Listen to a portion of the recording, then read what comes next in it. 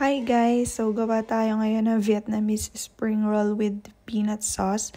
First, pakuluan natin yung mga hipon with konting asin. Tapos maghiwa tayo ng carrots and then cucumber. Tapos balatan natin yung mga niluto nating hipon.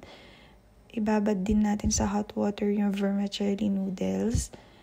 Tapos hiwain lang natin sa gitna yung mga hipon. Then ibabad saglit sa hot water yung rice paper.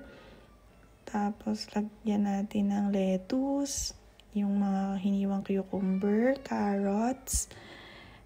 And then ihanay na natin yung mga hipon dyan. Ayan, tapos balutin lang natin ng paganyan. And then pwede rin tayo maglagay ng crab stick.